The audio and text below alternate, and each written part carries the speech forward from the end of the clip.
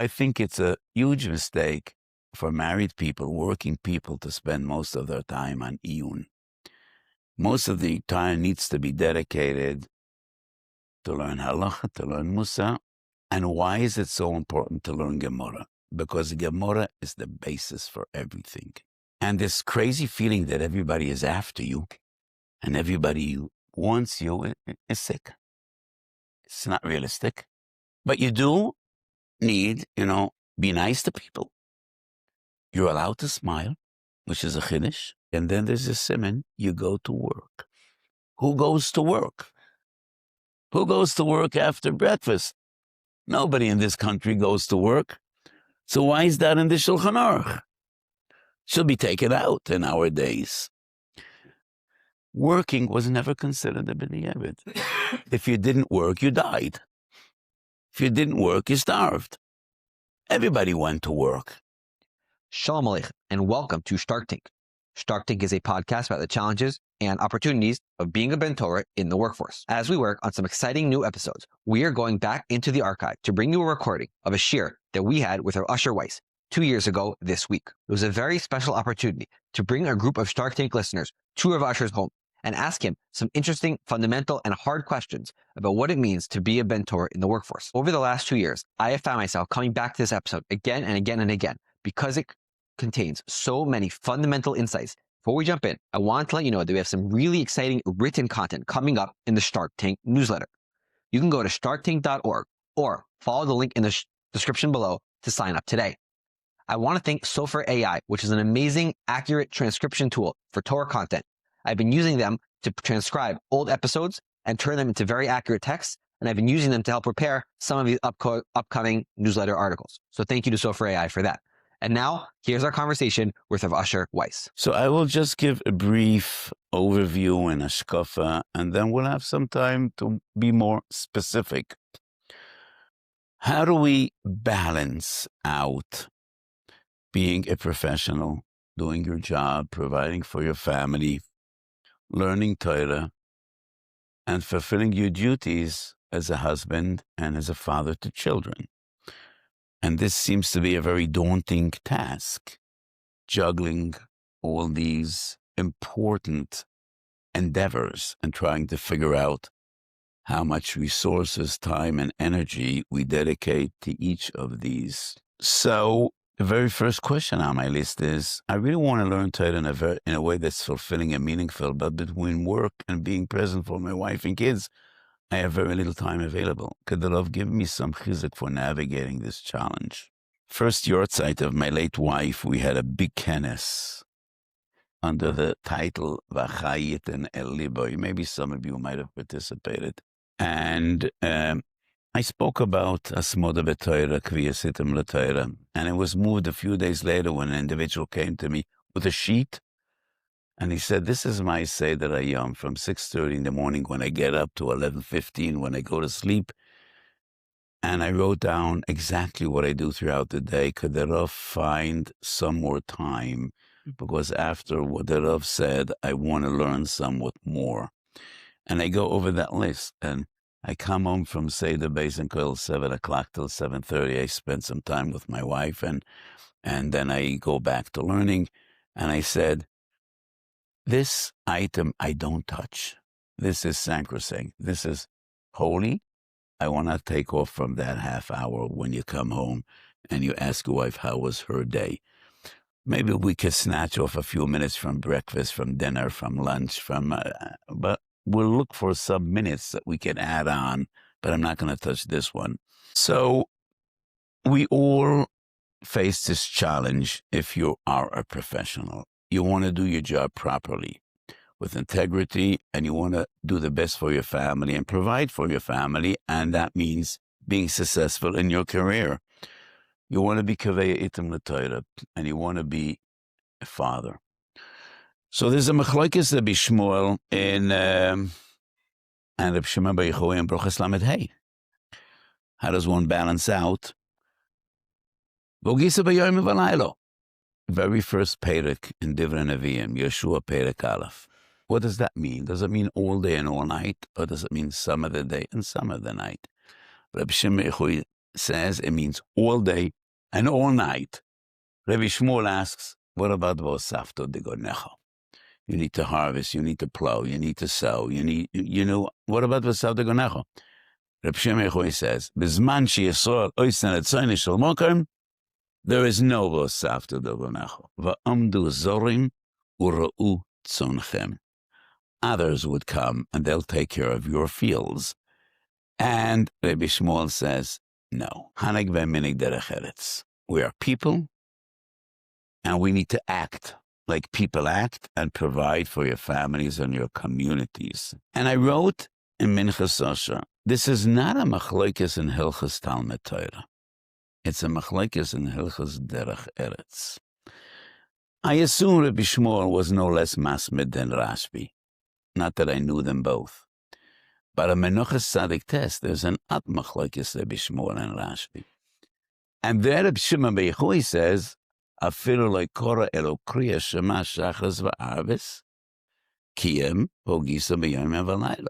That seems to be a very drastic contradiction. In Brochas he says, all day, all night. You don't go into your fields, others will come. And in Menuchas he says, kish mishachas v'arvis. Rabbi Shmuel in Brochas says, hanig ben menig derech eretz. And Menuchas, his nephew, asked him, could I learn Greek philosophy? And he responds, B'shosha einay lo yom v'lo layla. Because your day and night need to be dedicated, v'ogisa b'yom v'layla. So this seems to be a very drastic contradiction, both of Rabbi Shmuel and of Rabbi Shimon ben Yochai. So I say, both agree. Person needs to learn Torah as much as he can. The machlokes is, Samchem alanes or ein samchem alanes. It's a machlokes in Hilchos derech eretz. Rabbi Shimon argues, if the entire nation, not individuals, if the entire nation would dedicate all its time and resources and energies to Torah, then miraculously we will need to do nothing else. And Rabbi Shmuel says, no. V'amdu zoram erut zonchem is a dream. It's a utopian dream. It's not a program. As a program, v'osafto degonecha. So as individuals, how do we balance this out? There is no clear formula. No one could tell you exactly how many hours you need to spend on any of these three endeavors. It is about what is important to you. It's more about attitude than receiving ipsak. What is extremely important is kriyas item l'Torah. I'll just share with you a geschmack word. I don't even know whether it's a word or a vertel, because a word and a vertel are not exactly the same. They're two different definitions. The Pele Yoyetz was one of the great Balei Musa, the Beloza Papo. The Pele Yoyetz is a very well-known sefer. He has another sefer called Chesed Lavron, and he writes this idea both in Pele Yoyetz and Chesed Lavron. How important it is Kaviyas Itim LaTorah. First of all, he says, if you're Kaviyas Itim LaTorah, Kol Kavua Kamachatza Al-Machatza. So a Kavua is like 50%. And the Gemara condition says, Rav Chesed Mate Klape Chesed. If a person has 50% schuyas, 50% chayvis, Kodesh Baruch Hu just gives him a pushover, the tipping point, and that is Chas de Shemaim. So if you create him it's machza al machza. If it's machza al machza, you have roiv, rubai kikuloi. So if you create him it is as you learn all day. It is a combination of three mamorah chazal. Is that a word, a vertel? It definitely is not pshat.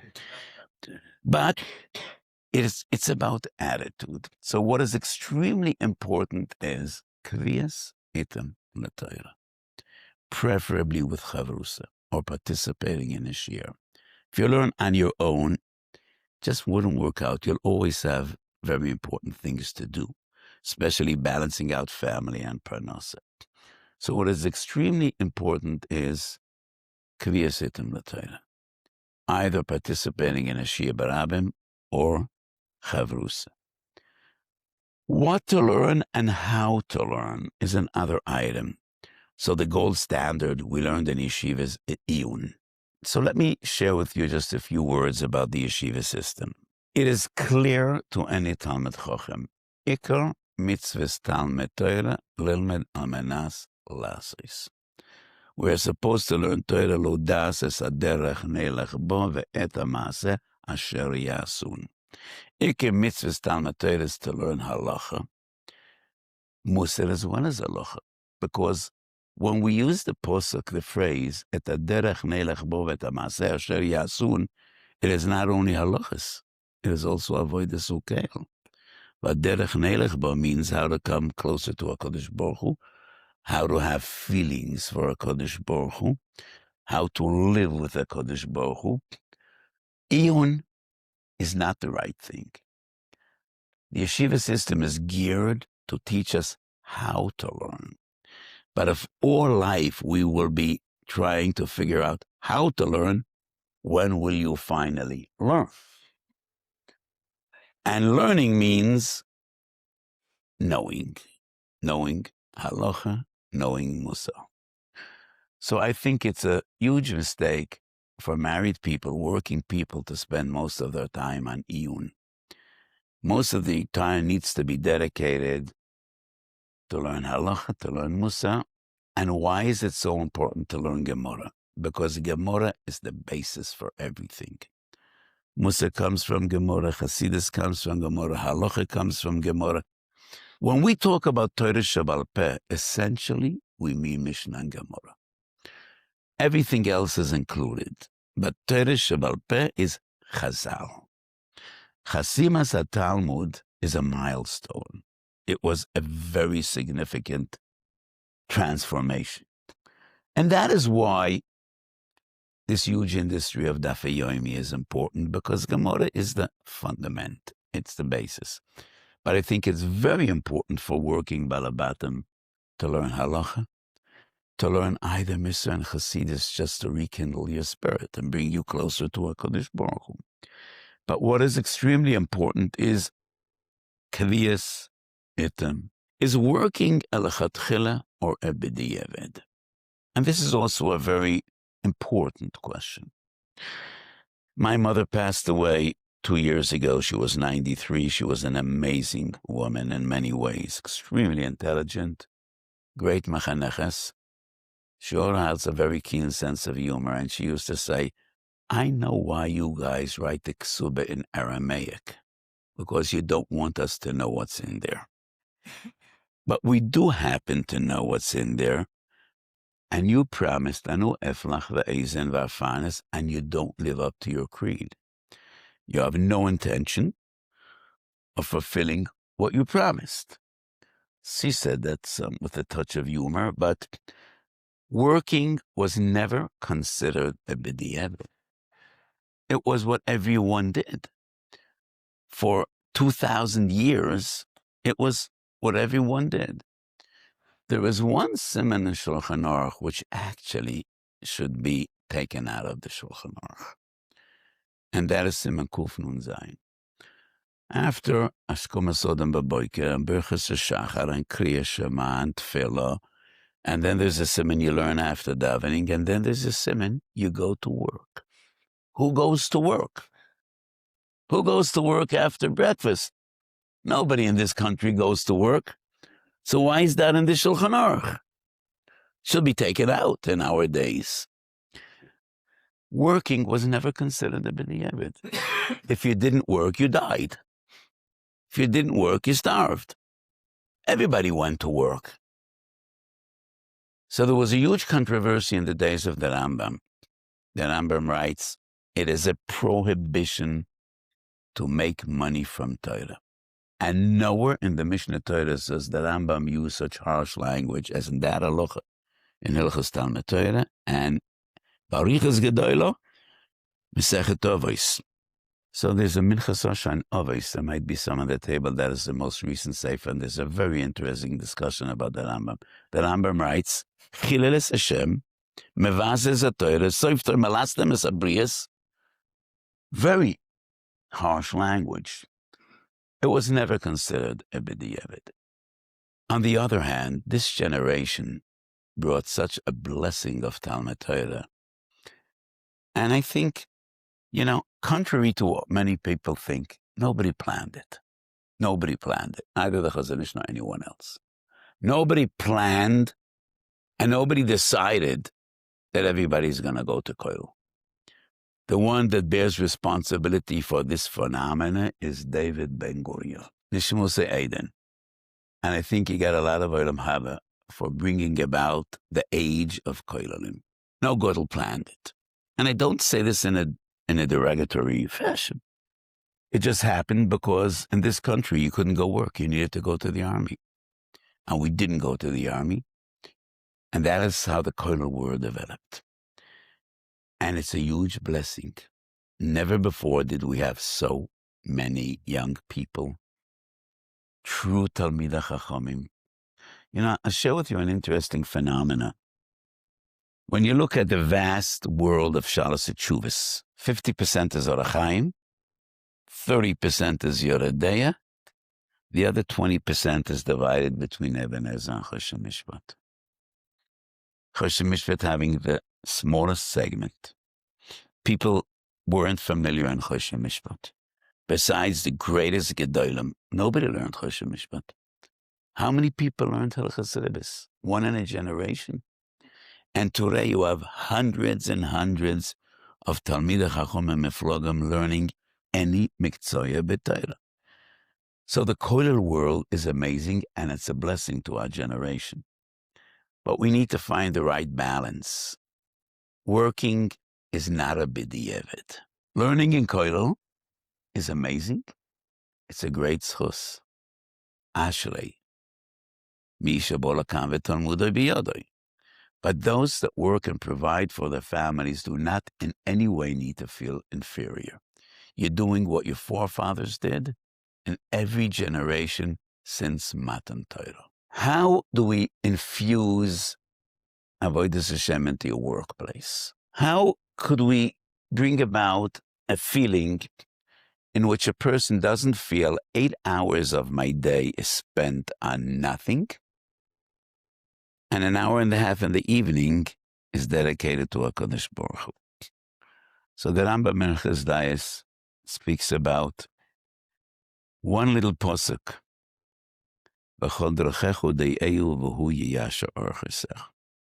Rambam doesn't quote the Gemara, but the Gemara at the end of Bracha says, Eizo mikro koton, a posuk koton, shekol gufei Torah tluyim bo.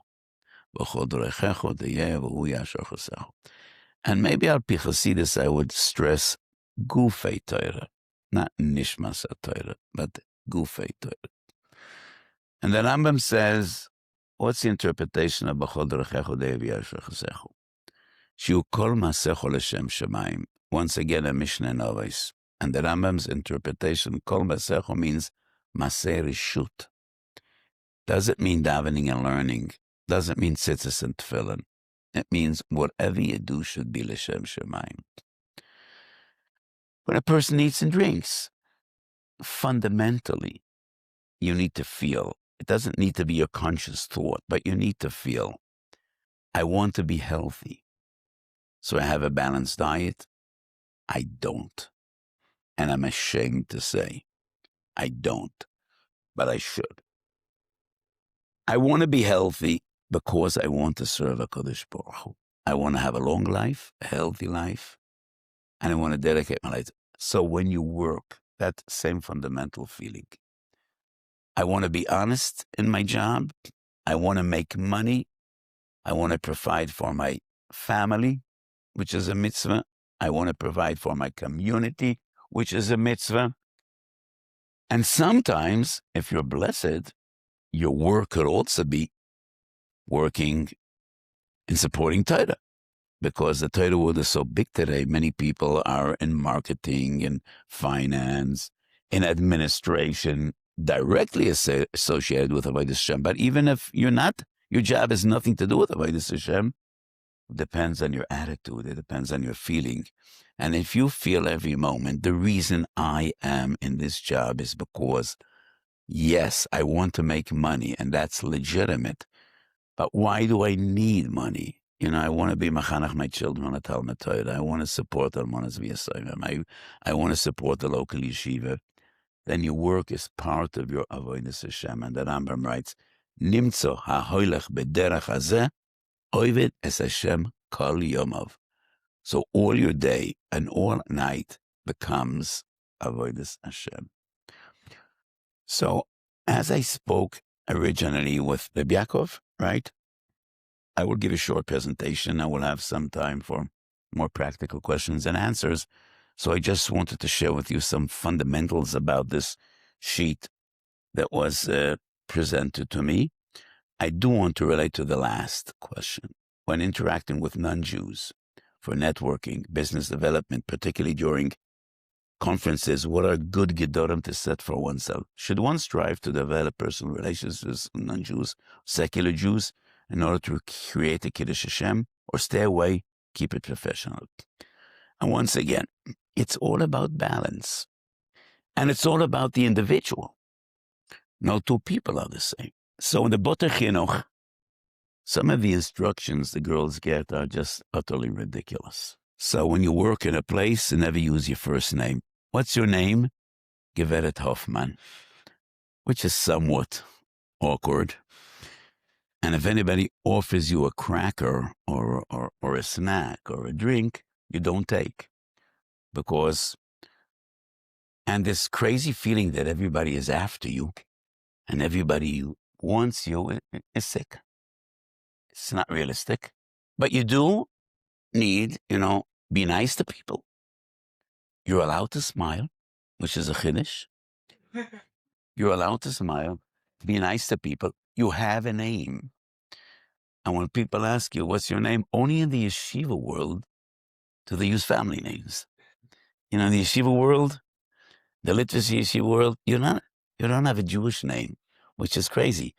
Marmorstein, Hoffman, they don't use Jewish names. But in the normal world, your name is your first name, not your family name. When you work with non-Jews or with secular Jews, you have huge opportunities for Kiddush Hashem and for Chilul Hashem. Kiddush Hashem means two different things. Mesiras Nefesh, giving away your life, and that is only B'fnei Asorim Yisrael. But just sanctifying God's name, HaKadosh Baruch Hu's name, with the way you act and interact is even between Goyim. We see that in Hilchos Hashavas Aveda, and Hilchos Genei V'Gzeila, and so many Sifrim in Shulchan Aruch, that even dealing with non-Jews, you have a mitzvah of Kiddush Hashem. I have a daughter, my oldest daughter, for the 25 years is working with a police force. She's not a cop. She doesn't wear a uniform. She is a civilian, but she develops top secret computer systems for the intelligence community in Israel. And just this week, she received an award, which was a huge Kiddush Hashem. When she took this job, she was the only Haredi. Today, 70% of those under her are Haredim. And she's nice. People admire her in the unit. And it's a huge Kiddush Hashem. And in this country, it is so important with all that's going on and all the strife and friction between the Haredi community and the secular community. This is so important. So this question is very individual. Don't become intimate ever, but be nice, be polite, and have a positive interaction with secular Jews or even Goyim, whether you're a man or a woman. It's more sensitive with women than with men, but it's also sensitive between men and the other gender that's on the other side. So in all these shilas, we're not dealing with Hilchas Natilas Yadayim or shiur matzah or the shiur motor or exactly what is the definition of ben hashmoshes. So in these questions, it's impossible to give a definitive psak, but it's more about attitudes, which I think I try to convey a very clear message. Specifics? I'm a Seder in the morning, and then You have to make a decision how often that gets canceled for. Okay, so Menachem is complicated things because I said there are three aspects that we need to balance out. Talmud Torah, family, profession. What about chesed? And that is number 4. Chesed is important. So there's a Medrash Tanchum in Parshas Masa, an amazing Medrash. Rav Asi was crying before his demise. And the Talmidim was standing around his deathbed. And they asked Rebbe, you of all people, why are you crying? What do you have to be worried about? You are the greatest masmid in the generation. Is there any Torah you didn't learn? Is there any Torah you didn't teach? You weren't even involved in community affairs because you were learning all the time. And Rav Asi says, that is why I am worried, because I was not involved in community affairs. And that's why I'm crying. I should have been more involved. I should have been nice about Olam Chaveroi. So yes, I spend a lot of time with people, as some of you might know, and too much time. I have Kabbalat Kal in the morning. I thought it was going to take half hour. Sometimes I sit from 8 to 11, and people just come in and out, and it's too much for me, and I don't know how to stop it. But I do feel that when a person comes into my room troubled, and he leaves my room with a smile on his face, I think that I did something important and I accomplished something. So yes, you need to be involved in chesed. So Reb Itzel Mivolozhin published the Nefesh HaChaim. The Nefesh HaChaim did not come out during the lifetime of Reb Chaim. And he writes in his introduction that my father used to give me musar. I think too much about myself and too little about others. That's what he writes. This is a testament to Reb Itzel's greatness, because let me make this very clear. If anybody would say that about me, I would not write it in the Akdome to my sefer. I would keep it to myself. We assume that Reb Itzel Mivolozhin, like any other godly soul, cared about people, but obviously not enough to his father's expectations. And he writes, my father used to say, none of us is here for himself, neither in Gashmias, not even in Ruchnias. We are all here for each other. So chesed is part of our obligation. And it just makes the balance more difficult. And nobody is perfect. There is no magic formula how to balance this all out. Maybe somebody is going to come up someday with an algorithm to work this out. I don't think so, because it has so much to do with the individual. Not all our children were destined to be scholars. We are realistic people. We're fathers of children. Not all our children were destined to be scholars. And that is one of the flaws in our present-day system, because we expect all our kids to come out exactly in the same mold, and it's an unrealistic expectation. So some of our kids should be far more involved in chesed, and others should be more into learning. But everybody needs to be kaveh to Torah on one hand and engaged in chesed on the other. The Rav mentioned that frame the whole discussion with regards to it's a sort of gray area, and attitudes are very important. So can maybe Rav talk about having a Rebbe and what type of das Torah or the place and what conversation should be gone through a Rebbe and which can be made in a person's own cheshbon. Yeah. So once again, I think a Selech Horav is important. It is not as important today as it was in the days of yore when Devoram Shebal Peh Torah Shai L'Kaisvan.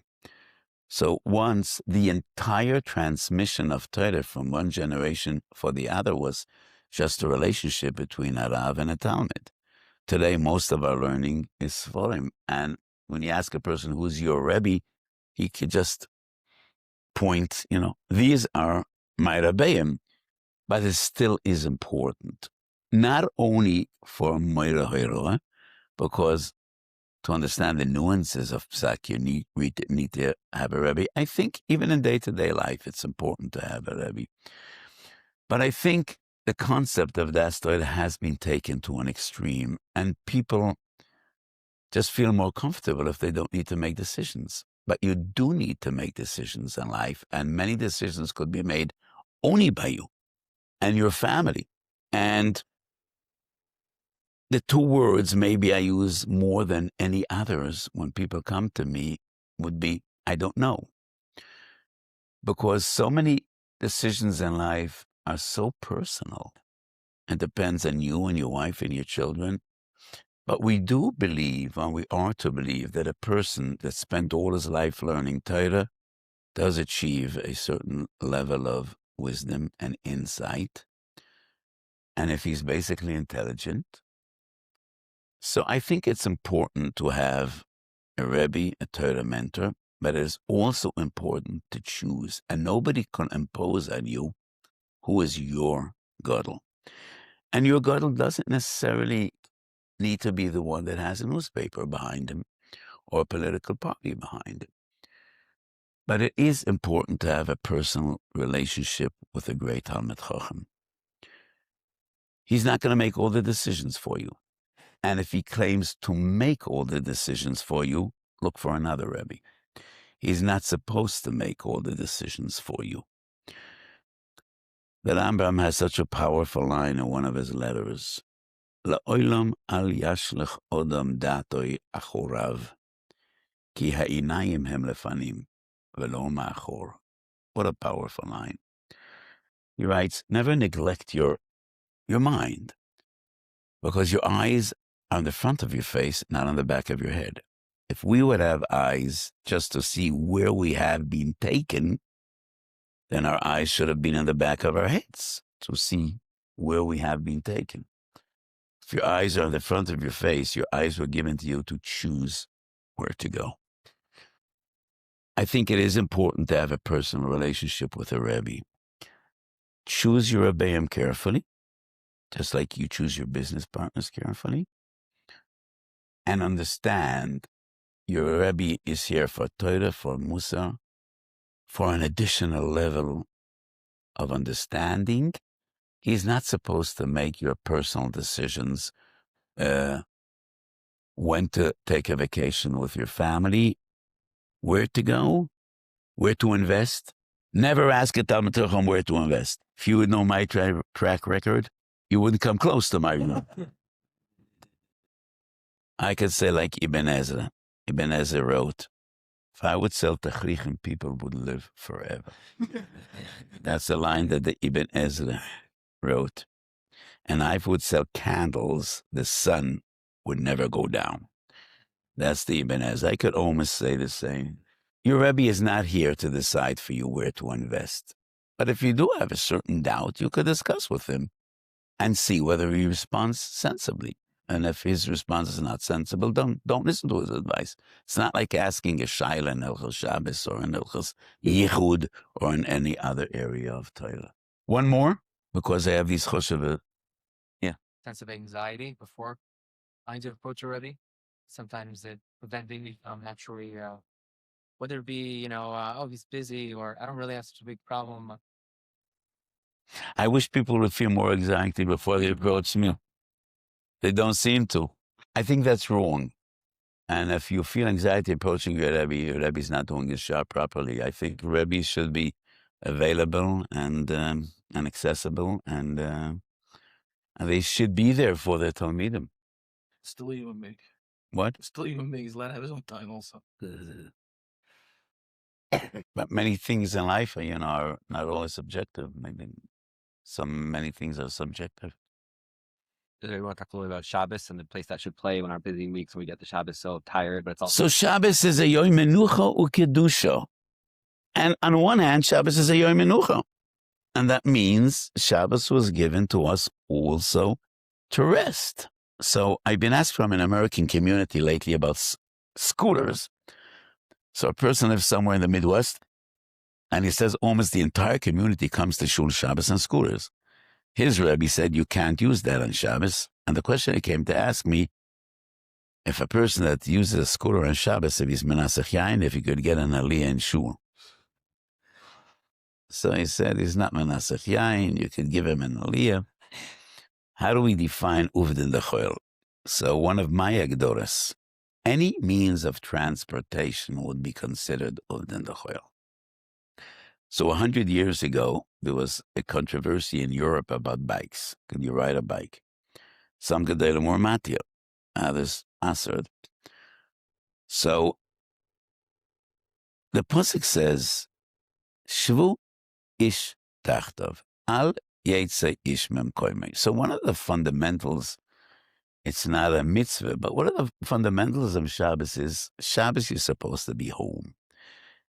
Transportation is uvden dechoil. So the Shoel HaMeishav of 150 years ago deals with a tram.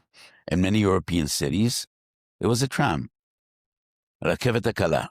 And in many cities, you didn't need to pay. It was a service that the municipality gave to you. Could you use that on Shabbos? You don't need to pay. You don't need to be metaltal. And the Shoel HaMeishav said, transportation is uvden dechoil. And that is why these little tricycles, the three-wheelers that kids use, that's not a problem at all. Recreation is mutter. Transportation is also. Once upon a time, these scooters were more about recreation, but in the modern world, it has become a means of transportation. So I would say it's uvden dechoil. But you could still give an aliyah to a person that his Rav says you could use a scooter on Shabbos. So Shabbos on one hand is a yom menucha, and it's legitimate to rest on Shabbos. It is fundamentally, but Shabbos is also a yom of kedusha. And it is so important to infuse your Shabbos with kedusha and spirituality. And in the middle of the week, you don't get to see your kids enough. Your kids are in school. By the time they come home, they're tired. By the time you come home, you're tired. Shabbos is a wonderful opportunity of learning with your children, spending more time with your children. So once again, everything we discussed today is all about balance, balancing out menucha and kedusha. It's all about balance. Jeremy, so much for taking time with us. Okay. Any purchase of Svarim, a dedication is included in the price. Kolter, was a pleasure to see you all, and you should all have a beautiful Shabbos.